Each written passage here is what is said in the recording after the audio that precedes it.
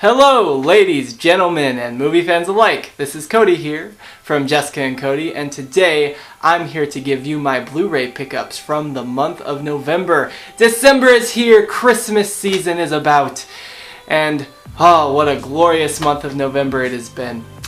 Now, with that said, we do have quite a big haul this time around with a total of 17 movies, and the only reason we have that many is because me and my wife are subscribed to Disney Plus, as I'm sure many of you are. And due to that, we actually went through our Disney collection and cleared a lot of our collection out.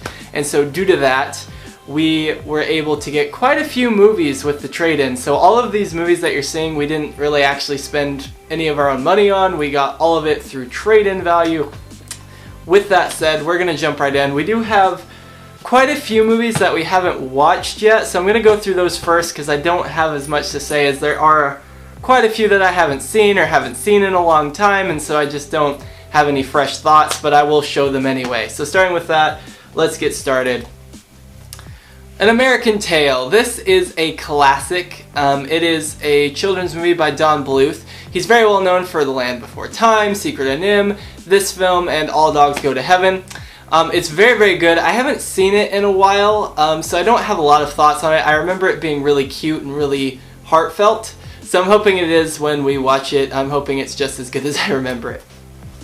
Next up, we have the Christmas Classics Anniversary Collection. I got this for my wife as an early Christmas present. We haven't had a chance to watch it yet, but I haven't seen a lot of these in years, so I'm really looking forward to checking out these specials again. Next up on the films I have not seen nor opened yet, we have Dirty Dancing. This is a film that my wife really loves and she really wanted. I have never seen it. Looks like a good date night movie, but beyond that, I don't really have much expectation beyond hoping that it's, enjoyable. Next up, we've got a film that my wife really wanted as well, and it's God's Not Dead, A Light in the Darkness. I've only seen this once. I watched it on Netflix with my wife at the time that we had Netflix, and I remember it being a pretty decent little Christian movie. It's a lot better than the first two God's Not Deads. I really don't like those films, but this one actually has a fairly decent message, and it seems like the creators of this film actually listened to the criticisms that a lot of people lodged at them for the first two, so I'd say give it a shot, especially if you're a Christian. It does have a pretty good little message, and it's a good little movie. But I don't remember much about it, so hopefully I enjoy it as much the second time. Next up, we have another Christmas film. It is the Christmas season after all, with the month of December, and that is It's a Wonderful Life. This is a classic. It is wonderful, it is magical, and it just makes you feel so warm and fuzzy inside. I love this movie to death. Again, haven't seen it in a long time. So I'm hoping that it's just as magical as I remember it. I remember this being one of the best Christmas films because it's not so much focused on, I guess you could say, the marketable Christmas. There's not a lot of like Christmas decor or Santa Claus or Jingle Bells or things like that. It does have those things in it, but it's a lot more focused on this man's life and the core kind of meaning of Christmas, of family, of belonging, and of giving. And I really love that about this movie. It really captures that extremely well. So I'm looking forward to watching it again. Next up, we have a film that my wife does not like, but I love, and that is Les Miserables. I actually owned this before, but my wife, when we watched it, disliked it so much. She found it just very depressing, hard to watch, just not a movie she really wanted to revisit. So I got rid of it at the time, but I really love this movie and decided that I definitely wanted a copy of it back. So my wife and I decided to get it with the condition that I watch it without her. So I'm looking forward to this. I remember it being very emotional. I love the songs. I love the acting. It's all still very fresh in my mind, so I'm just looking forward to popping this in and watching it sometime in the near future. Next up, we have Paul the Apostle of Christ, another Christian film. I've only seen this once. Me and my wife rented it for a date night one night. And again, it's a good Christian movie. It's very decent. It's very well made for what it is.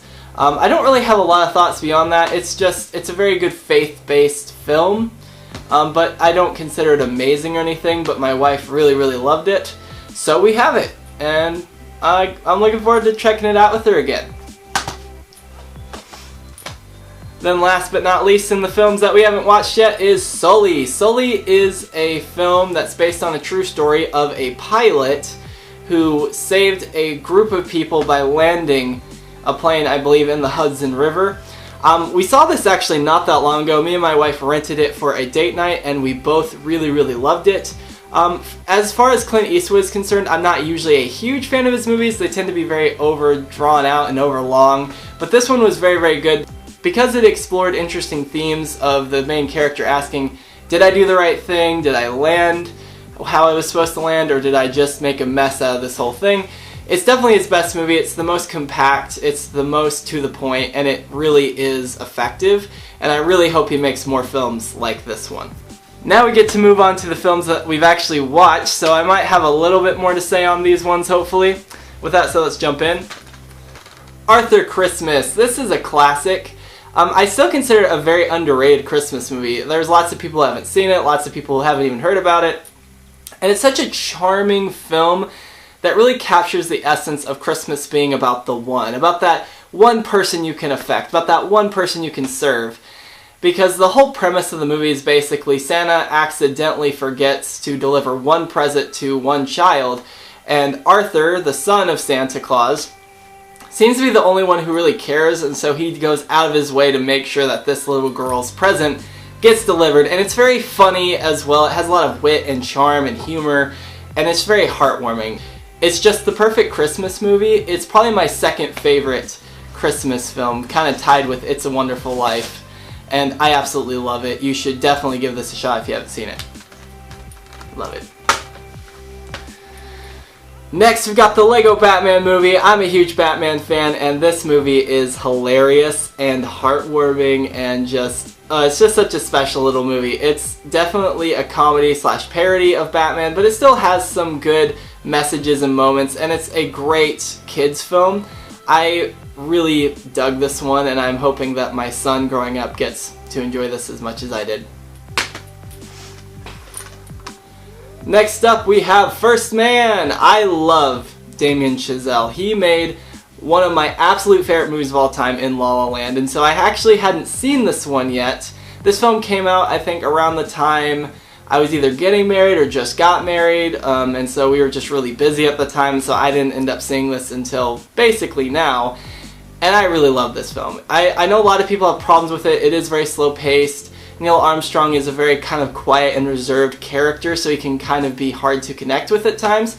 But that's the reason I loved it. I really love this film because it explores the impact of grief and also the impact of loss and how people manage that loss, how they get through it, and how sometimes greatness comes at such a terrible cost. And it kind of makes you wonder, is greatness truly worth that cost in the end? And I really like that about the movie. It really explores that really well. Ryan Gosling is awesome, the directing's amazing, and it's such a slow-paced film, and I know that sounds like a criticism, but I actually like it for the fact that it's slow-paced. You really get to absorb everything that's happening, you really get to see all the little moments and everything that leads up to him becoming the first man on the moon, and I personally really love it. I think it's just as great as his other films, and I'm definitely going to be watching this many more times.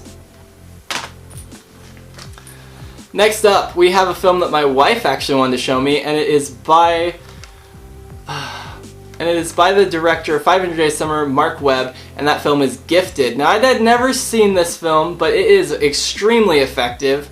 The story sounds very cliched. It's basically about this girl who has very gifted, she's very smart, and there's a custody battle that goes on between her uncle and her grandmother. But it's so much more than that. It's a film that really feels real. The characters feel like actual people. The dialogue is really sharp and witty, but it also feels like something that people would actually say. The character interactions are very heartfelt and very real, and each character feels like a person. Even the grandmother, who you're kind of supposed to root against, is shown to have a human side and a human element. She's not a mustache-twirling villain. She's definitely wanting the girl for the wrong reasons, but in her mind she thinks it's the right reasons, and so it's very interesting to watch the son and the mother, the grandmother and the uncle of this girl kind of go back and forth and try to fight for custody and all that. And it's just a very touching film. It's a very simple film, but I think it's very effective. It's definitely one of Chris Evans' best performances, and this actress who plays the little girl does a fantastic job. I'm definitely glad we got this, and I can see myself watching it many more times, so I really love this one. Next up we have a film I won't say too much about because it's a film I already owned, but I bought it again because I had it on DVD, but I did not have La La Land on Blu-ray. And I love this movie. It's one of my favorite movies of all time. And the reason I got this was because there is also a DVD that has some really cool special features. It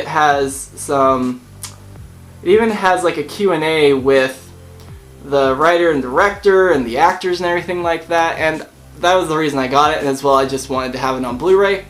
So I have it on Blu-ray and I'm excited. This is one of my favorite movies of all time.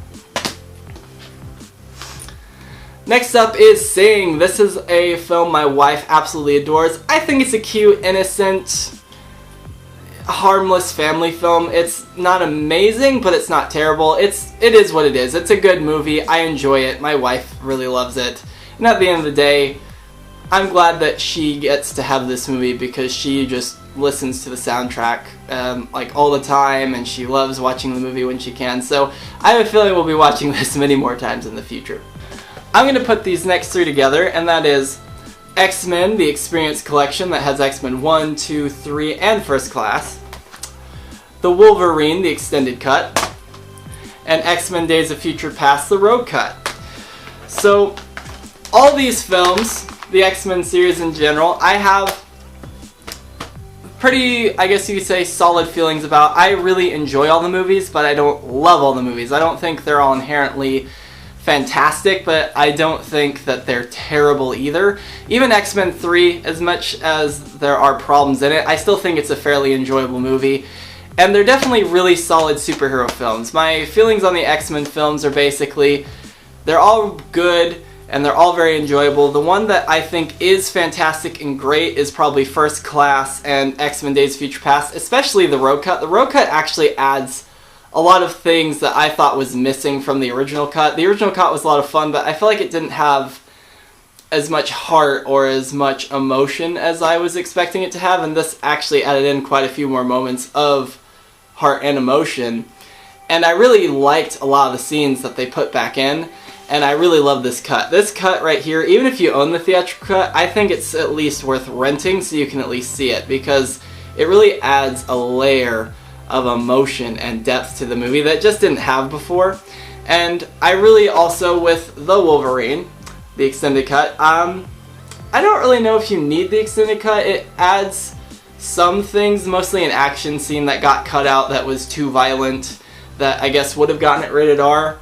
Although when watching it, I'm not exactly sure why. It wasn't really any worse than any of the other action scenes, aside from maybe like a blood splatter moment that happens with like a truck. But outside of that, I'm not really sure why the scene got cut in the original cut, but still pretty worth it, especially since this edition of it that I got, it was actually cheaper than just the base copy, so very, very good. And then you have the Experience Collection, which I think is really good. I got for $20, which is a steal of a price, because all these movies separately are worth more than that. They have collections of the original trilogy, and even the new, I guess, kind of trilogy in sets that are more expensive than this. So definitely worth buying. I really enjoy the X-Men movies. I'm glad that I have them so that I can rewatch them whenever I please. And they're just really solid, really fun superhero movies. Well, that'll about do it for this time, guys. The month of November was very, very good to me in terms of the movies we were able to get because of the trade-ins. I am very excited to watch the ones we haven't, and I've enjoyed rewatching the ones that we bought. Please be sure to let me know in the comments down below, what were some recent pickups you got? What were some things that made your movie fan heart jump with glee? And as always, please be sure to comment, like, and subscribe, and don't forget to hit that notification bell so you're always notified when a new video comes out. This is Cody here from Jessica and Cody. See you later.